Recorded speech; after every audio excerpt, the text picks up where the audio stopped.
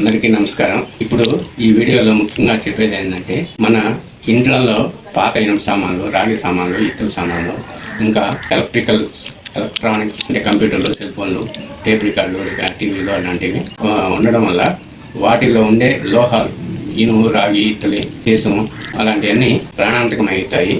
అవి ఇంట్లో ఉండేటప్పుడు కొన్ని కారణాల వల్ల మన శరీరంలోకి పోతూ ఉంటాయి. వాటి వల్ల ప్రాణహాని కూడా జరగవచ్చు. అనేక బాడీ పార్ట్స్ డ్యామేజ్ కావచ్చు. హాస్పిటల్కి 1000 లక్షలు ఖర్చు పెట్టుకునే లాభం ఉన్నట్టు. దానికి సింపుల్గా నేను ఒక టెక్నిక్ చెప్తాను. నేను చెప్పింది కాదు, వేద ఋషులు చెప్పింది.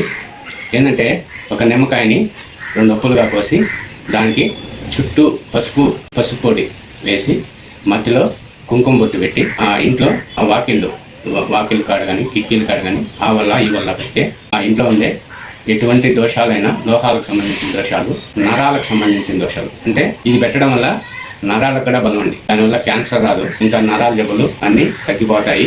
ఇది ఖచ్చితం. ఎవరి మాటలు వినగాలండి. ప్రతిరోజు పెట్టుకోండి. రోజు పెట్టుకున్నా నష్టమే ఉండదు. కాకపోతే జలుబు వస్తుంది. జలుబు వచ్చిందంటే మీ ఆరోగ్యం పూర్తిగా సెటిల్ అయినట్టు లెక్క.